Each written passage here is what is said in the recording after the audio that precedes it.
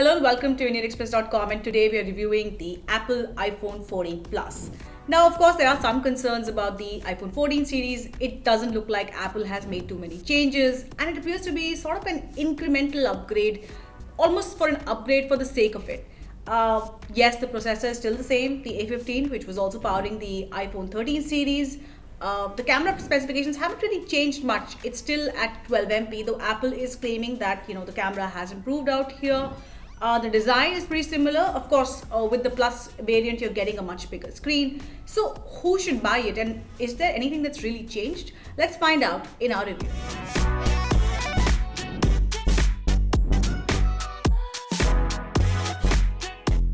So I'm going to try and answer some questions in this review rather than just look at design, display, processor, etc., which most people typically tend to do. So first, why would anyone consider the Apple iPhone 14 Plus? Now, as I pointed out, this is after all an incremental upgrade, and given that it costs nearly rupees 90,000, this is an expensive flagship.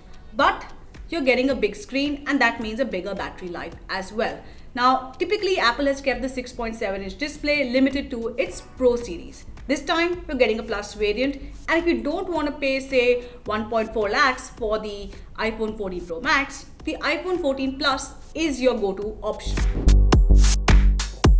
So now let's ask ourselves, has something really changed over the iPhone 13 series? I mean, of course, you're going to get the iPhone 13 at a much lower price in the market. So doesn't it make sense to just get that and skip the bigger screen? Well, as I already said, if you want a bigger screen and don't want to pay more than 1 lakh, this is your only option. Now let's talk about performance. The performance out here is actually pretty good. And that's something that you expect, right? But is it drastically an improvement over the iPhone 13? Very hard to say. Now, if I put it through the Geekbench 5 tests, and I typically don't use these tests, especially on flagship phones, the numbers are pretty much at par with what the iPhone 13 was showing. It's a little higher than the iPhone 13, but not significantly higher. So yes, you're not going to get a great performance difference or a performance leap, say, over the iPhone 13. But yes, if you are looking for a flagship performance, which is solid, a phone that doesn't heat up and does good with camera and other stuff, the iPhone 14 Plus actually ticks all those boxes quite well.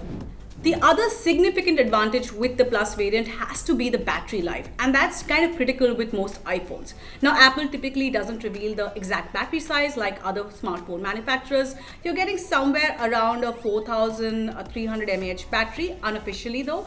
Apple, of course, hasn't confirmed it. Apple itself says that you get 26 hours of video playback.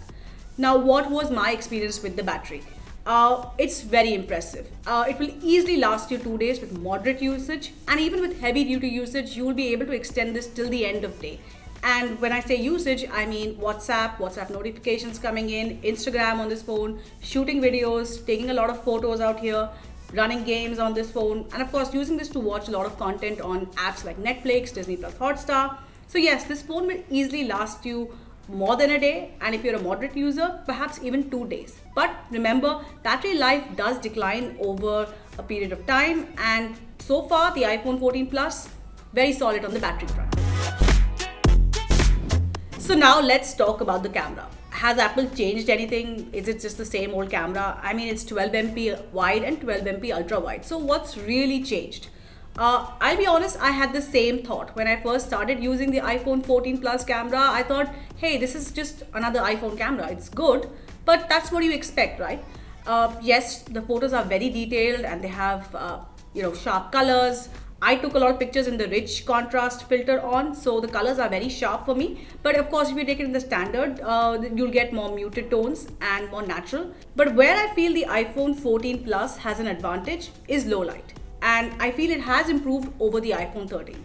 Now, I took some photos of some lamps outside a house with the iPhone 14 Plus and with the iPhone 13. And the iPhone 14 Plus was doing a much better job. It was able to, hold those shadows better, and get those colors much more accurately. With the iPhone 13, the photos were just looking washed out. And this is despite my best attempts. So yes, Apple has improved the camera drastically. Is this the best camera that you can get on a flagship? I wouldn't say so. I've used the Pixel 7 as well, and I really like the portrait mode out there. I feel with the iPhone, the portrait mode still asks you to move back and forth a lot, which can be a bit annoying as well. Even in cinematic video, where iPhone has improved, especially compared to the iPhone 13, I feel other companies are doing a much better job. The Vivo X80 Pro is one phone that really stands out in that department, and so does the Pixel 7. Of course, the iPhone 14 Plus camera overall is a very capable one and does not disappoint. So finally, our verdict for the iPhone 14 Plus, and who should really consider this. Should you buy the iPhone 14 Plus? Yes, if you don't want a Pro, you don't need a Pro, don't have a budget over a lakh, and want a device with a big screen and good battery life. The camera is a different camera compared to the iPhone 13, especially in low light. So yes, this has some upgrades to it. No, if you are an iPhone 13 or even an iPhone 12 user, it might make sense to actually wait and see what's out there. And if your budget is very limited, say you are willing to spend up to 60,000 or 70,000 for an iPhone, then maybe it makes more sense to get the iPhone 13 at a better deal, or even the iPhone 14.